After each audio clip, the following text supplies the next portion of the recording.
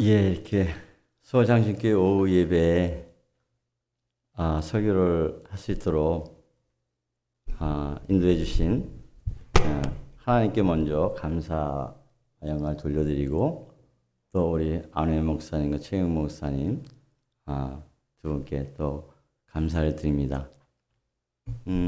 사실 제가 이 자리에서 처음으로 그 설교 연습을 했었어요. 한 6, 7, 8년 전 그때쯤에.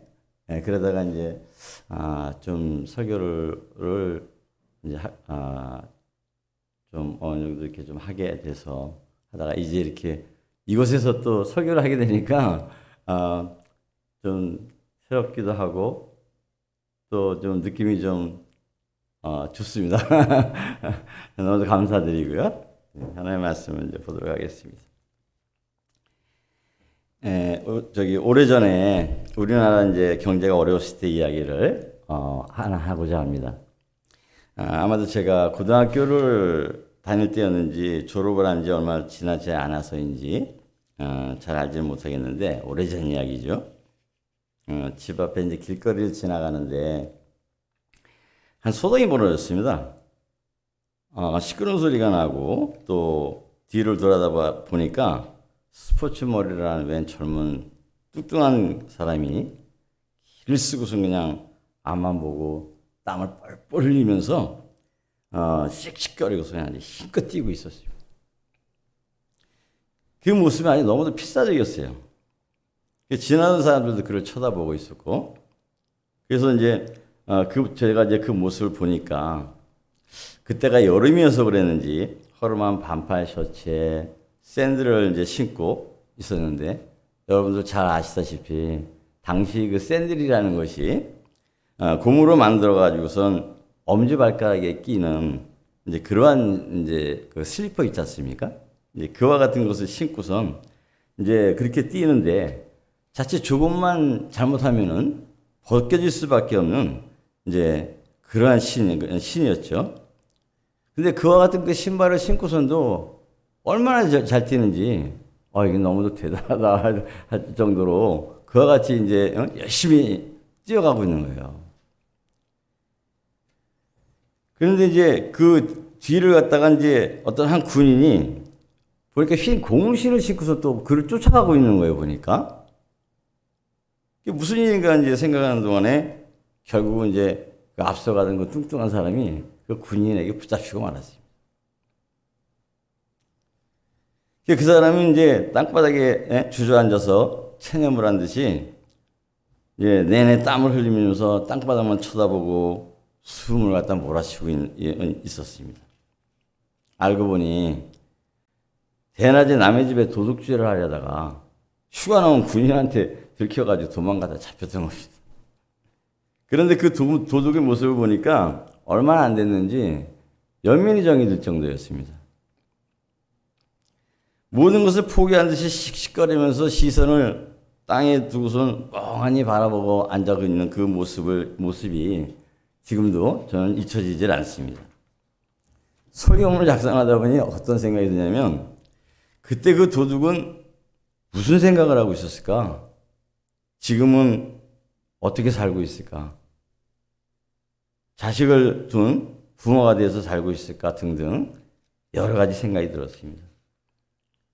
그렇게 그 모습이 어찌나 안 됐든지 지금 같으면 동영상이라도 찍어서 여러분에게 보여드리면 여러분도 아마 저와 똑같은 그런 마음을 가지시지 않았을까 하는 그런 생각마저 들었습니다. 그런데 그가 도둑질을 한 이유가 무엇이었겠습니까? 당신은 너무도 먹고 살기가 힘들어서 도둑질이 아주 빈번하던 그런 때였습니다. 아마 그도 먹기 살다 힘들다 보니 잘못 생각해서 도둑질을 했던 그런 모양입니다. 그와 같이 사람에게는 양식이라는 것이 얼마나 중요한 것인가를 생각하게 하는 그러한 일이었습니다. 이 말씀을 드린 이유는 오늘 본문에서도 예수님께서 양식인 떡에 대한 이야기를 하시는 내용이 나오기 때문입니다. 이 말씀을 통해서 하나님께서 우리에게 무엇을 들려주시고자 하시는지를 보고자 합니다. 첫째, 하나님께서는 예수님께서 우리에게 생명을 주시는 분이시다라고 하십니다.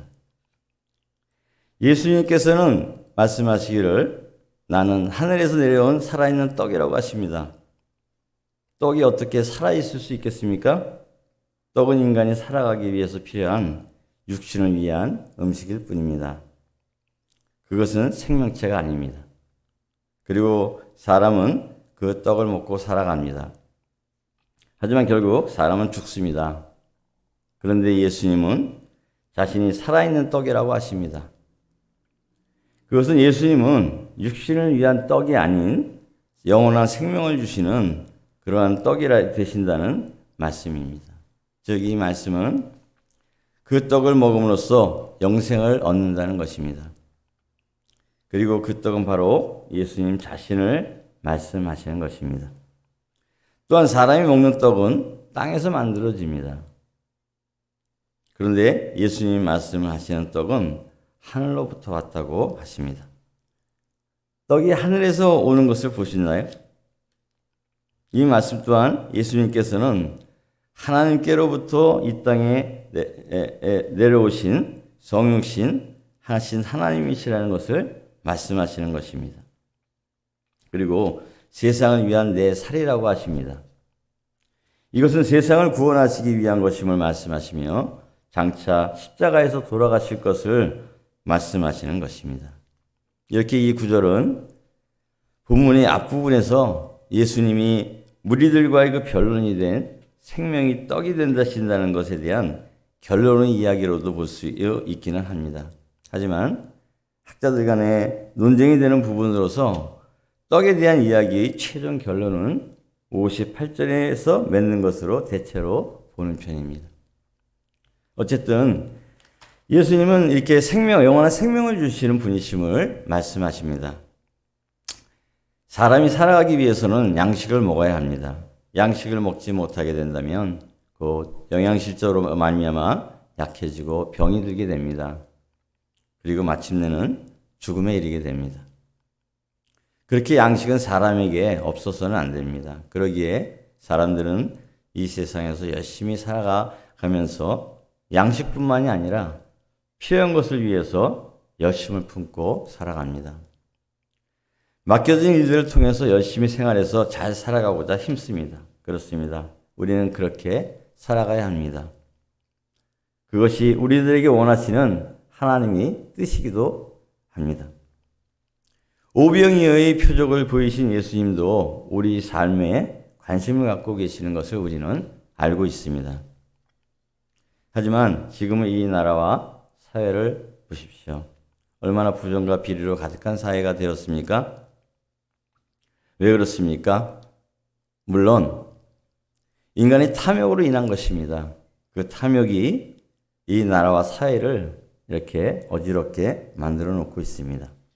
그것은 하나님의 뜻이 아닌 하나님을 알지는 못하는 그러한 사람들이 잘못된 열심을 품고 자신의 유익만을 위해서 잘못 그렇게 살아가기 때문인 것입니다. 또한 그와 같은 죄악에 우리 그리스도인들 가운데 동참하여 살고 있는 경우도 우리는 자주 보곤 합니다. 그러다 보니 우리들에게는 삶의 기쁨이 많이 사라졌습니다. 물질적으로는 풍요로울지 모르지만 행복 지수는 우리보다 못 사는 나라보다 좋지를 못합니다. 죄악이 가득한 사회가 되었습니다. 이것은 현실 속에서 우리 믿는 자들은 곧 사람들이 육신의 그 양식을 위해서 자신의 이익만을 위해 살기 때문입니다. 이와 같은 현실 속에서 우리 믿는 자들은 육신의 양식만을 위해서는 일해서는 안 됩니다. 하나님께서 주시는 양식을 위하여 힘쓰며 살아야 합니다. 오늘의 말씀처럼 하늘에서 내려온 산떡이신 주 예수님을 바라보아야 합니다. 그리고 인생은 그렇게 긴 것이 아니지 않습니까? 인간은 세상에서 천년 만년 살 수 있는 존재가 아닙니다. 그러기에 인류는 옛날부터 영원한 것에 대한 갈망이 있었고 그것을 찾기 위해서 많은 이들이 노력을 했습니다. 그러나 그것을 찾은 사람은 아무도 없었습니다. 많은 철학자들이, 종교인들이 노력을 했지만 찾을 수 없었습니다. 그리고 오직 예수님만이 유일한 해결책이 되셨습니다. 두 번째, 하나님께서는 우리에게 예수님에 대한 믿음을 가지라 하십니다. 예수님께서는 말씀하십니다. 내 살을 먹고 내 피를 마시는 자는 영생을 가졌고 마지막 날에 내가 그를 다시 살리리니라고 하십니다. 살과 피를 먹고 마시라니요. 본문에서 유대인들도 다투어 말했던 것처럼 어떻게 사람이 살과 피를 마실 수 있습니까? 도무지 유대인들이 이해할 수 없는 말씀을 하십니다. 그리고 여기서 다투었다는 것은 유대인 중에 예수님을 지지하는 이들과 반대하는 이들 간에 다툼이 있었던 것을 말합니다. 본문의 앞부분에서도 생명의 떡에 대한 그러한 말할 때 유대인들은 예수님이 자신들이 알고 있는 단지 요셉의 아들이었을 뿐입니다. 예수님의 신성에 대해서는 전혀 알 수 없는 유대인들이 어떻게 예수님의 말씀을 이해할 수 있었겠습니까? 또한 내 살은 참된 양식이요 내 피는 참된 음료라고 하십니다. 여기서 살과 피는 전인을 의미합니다. 이것은 이제 떡이라는 것에서 음료로 확장되는 것을 봅니다. 이것은 떡에 대한 것을 더욱 강조하는 내용입니다. 그리고 예수님은 사람이 먹고 죽은 그와 같은 떡이 아닌 영생을 주시는 분이시며 예수님께서 앞으로 있을 십자가에서의 대속의 죽음을 암시하는 것입니다. 그리고 그 희생의 죽음을 마음속 깊이 받아들여야 함을 말씀하고 계시는 것입니다. 그와 같이 예수님께서는 하나님의 아들이신 예수님을 믿고 십자가의 피 흘리심에 대해서 앞으로 해서 알므로 해서 영생을 얻을 수 있음을 말씀하십니다. 여러분 고독에 대해서 아시죠? 사람 모두가 고독하다고 합니다. 결혼한 사람들도 고독을 느낀다고 합니다. 고독이란 참 어려운 것입니다. 저는 20대 후반쯤에 고독이라는 것을 느꼈습니다. 뼈에 사무치는 고독이라는 말 들어보셨죠? 저는 그때 그것을 느꼈습니다. 당시에 저는 밤늦게까지 친구들과 어울려서 그 만남을 갖고 정치며 사회며 또 저 인생에 대한 그와 같은 일들에 대한 것을 이야기를 하곤 하였습니다. 그리고 늦게서 집에 돌아와서 고독이라는 것에 대해서 생각하기 시작했습니다. 그때 외로움이 들기 시작했습니다. 그러다가 마침내는 그 고독이라는 것이 물밀듯이 밀려오는 것을 느낄 수 있었습니다. 그리고는 그 고독감이 뼈에 스며드는 것을 느꼈습니다. 도저히 견딜 수가 없었습니다. 할 수 없이 무릎을 꿇고 기도하기 시작했습니다. 고독이 사무치는 가운데서 기도를 하는데 힘이 들었습니다. 긴 시간은 아니었지만 몰아치는 그 고독감 속에서 기도를 하던 중 저는 저의 마음의 상태를 보게 되었습니다. 저는 제가 마음의 문을 꼭 닫고 있는 그 모습을 저는 보게 되었습니다. 그때 그런 마음이 들었습니다. 이제 마음의 문을 열어라. 저는 싫었습니다. 이 세상에 즐거운 것들이 얼마나 많은데 예수님이 내 안에 들어오시려나? 그렇게 되면 내가 하고 싶은 것도 못할 텐데 아니야 아직은 하면서 생각을 하는데 고독감은 더욱 몰아치기 시작을 했습니다. 그래서 더 이상 저는 견딜 수가 없었습니다. 그리고 기도했습니다. 항복합니다. 이제 주님께서 내 마음속에 들어와 오십시오. 하고 기도를 드렸습니다. 그리고는 이내 평안이 찾아왔습니다. 그 이후 저는 고독이라는 것을 잘 모릅니다.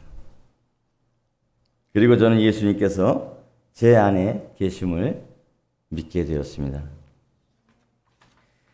사람은 살기 위해서 먹어야 합니다. 그러나 먹기 위해서 사는 사람들이 있습니까? 그렇지는 않습니다. 양식은 사람이 살아가기 위해서 필요한 것이고 또한 하나님께서 이 세상을 창조하시고 사람들에게 주신 또 하나의 즐거움이기도 합니다. 만약 우리들이 살아가는데 음식이 없다면 얼마나 재미가 없겠습니까? 최초 우주인들의 식사는 튜브에 음식을 짜서 먹는 그러한 식사였다고 합니다. 만약 우리들이 지금 그와 같이 튜브에 짜는 음식을 먹고 산다고 생각해 보십시오. 참으로 살맛이 나겠습니까? 이렇게 음식은 하나님께서 주신 선물입니다. 그러기에 여러분도 음식을 드실 때는 맛있게 드십시오. 즐겁게 드십시오.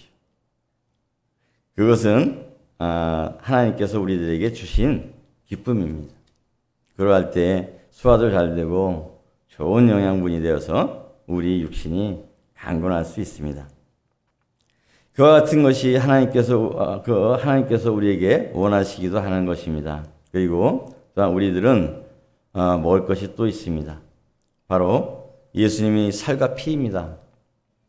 그것을 어떻게 먹을 수 있겠습니까? 그것은 예수님에 대한 믿음을 갖는 것입니다. 그리고 예수님께서는 우리 죄를 위하여 십자가에서 살이 찢기시며 흘리셨던 피에 대한 믿음을 마음속 깊이 우리는 받아들이는 것입니다. 우리는 그것에 대한 확실한 믿음이 있어야 합니다. 예수님을 우리 마음속에 영접해야 하는 것입니다. 그 믿음을 갖는 것이 우리들이 예수님이 살과 피를 먹는 것입니다. 사람에게는 동물과는 다른 육신만을 소유한 것이 아닌 영혼이 있습니다. 예수님께서도 하나님이시면서 사람의 모습으로 오셨던 것처럼 인간에게는 영혼이 있기에 우리들이 그 영혼을 구원하시고자 하십니다. 그러기에 우리들은 예수님에 대한 믿음을 굳게 가져야만 합니다. 세 번째, 하나님께서는 예수님을 통해서 우리에게 영원한 생명을 주신다고 하십니다.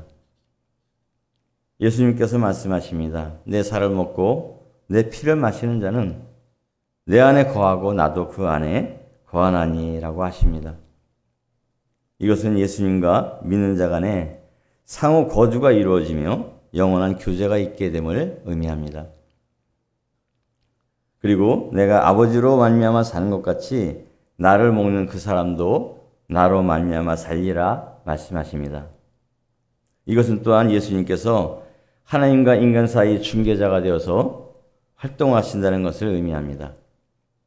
이렇게 예수님을 믿는 자들에게는 주님께서 함께 하신다는 말씀입니다. 그리고 유대인들과의 대화를 마무리하시는 내용이 나옵니다. 유대인이 말하는 조상들이 먹고 죽은 떡, 즉 만나와 영생이 되시는 산떡이신 예수님을 대조합니다. 이것은 육체적 죽음과 영생에 대한 대조이기도 합니다.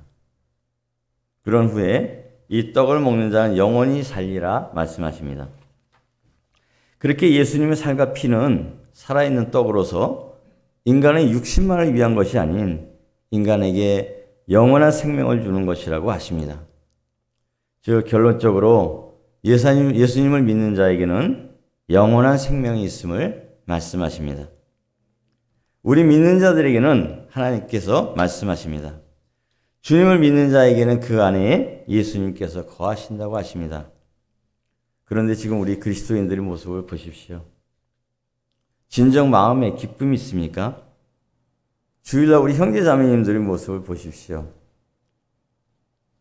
물론 모두가 그런 것은 아니지만 어딘가 어두운 모습을 보게 되곤 합니다. 물론 지금 이 시대가 너무 어렵고 힘들다 보니까 우리들이 마음에 근심 걱정이 없을 수는 없겠죠.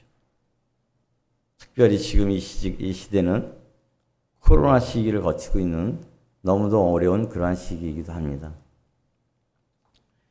또한 건강의 문제, 자녀들의 문제, 경제적인 문제, 취업 문제, 연인과의 문제 등등 이 세상 사람들 가운데 문제 없는 사람은 없다고 합니다. 그렇습니다. 우리 믿는 자들에게도 어려움은 있습니다. 그러나 비록 우리가 그와 같은 세상 속에서 살면서 어려움이 있다 할지라도 우리는 결코 실망해서는 안 됩니다. 낙심해서도 안 되고 절망해서도 안 됩니다. 우리는 주님께서 함께 하시기 때문입니다. 하나님께서는 천지 만물을 창조하신 분이십니다. 이 세상을 주관하시는 분이십니다. 그분이 우리와 함께 하신다고 하십니다. 그러기에 우리는 주님을 의지하면서 이 세상을 힘차게 살아가야 합니다.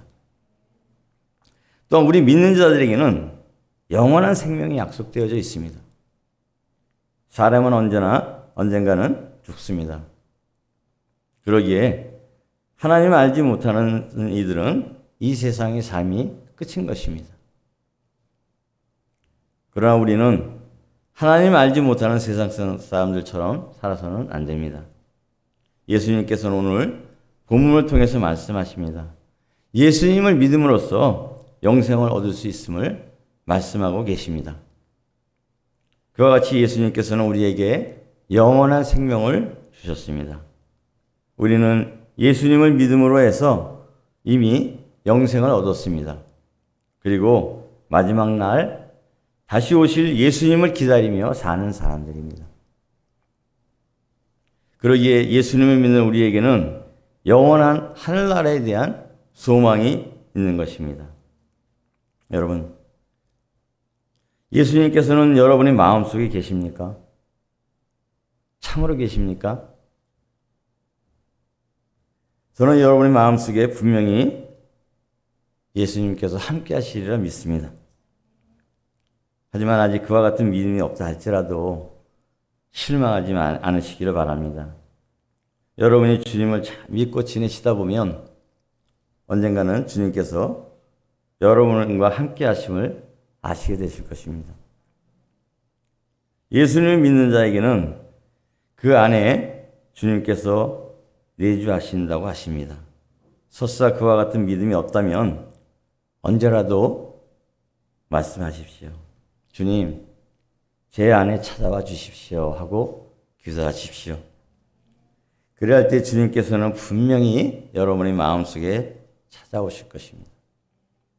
그리고 여러분은 살아계신 주님을 만나게 되실 것입니다. 예수님은 우리 죄를 속하시기 위해서 이 땅에 오신 하나님이십니다. 우리 죄로 말미암아 영원히 죽을 수밖에 없는 우리들을 구원하시기 위해서 이 땅에 오신 분이십니다. 그러기에 우리는 이 세상에서 살지라도 이미 영생을 얻은 자로서의 삶을 살아야 합니다. 기쁨과 소망의 삶을 살 수 있어야 합니다. 하나님께서는 우리 모두가 그와 같은 영혼의 삶을 누리며 기쁘고 활기찬 그러한 삶을 살기를 원하십니다. 우리는 예수님께서 우리 생명이 되심을 알아야 합니다. 그리고 예수님께서는 우리를 위해 십자가에서 찢기시고 피 흘리셔서 우리를 구원하셨음을 믿어야 합니다. 또한 그 믿음을 통해 우리에게 영생을 허락하셨음을 우리는 깨달아야 합니다. 그리하여 우리들은 이 세상을 살아가면서 영생의 기쁨을 마음속에서 늘 갖고 활기찬 삶을 살아야 합니다. 하나님께서는 우리들이 그와 같은 삶을 살기를 원하십니다. 기도하시겠습니다. 살아계서 역사하시며 사랑과 은혜가 풍성하신 아버지 하나님 감사드립니다. 오늘 그 말씀을 통해서 주님께서 저희들이 구주가 되심을, 저희들에게 영원한 생명이 떡이 되시며 저희들에게 영원한 생명을 허락하셨음을 듣고 깨달아 알게 해 주심을 감사드렸고 기도합니다.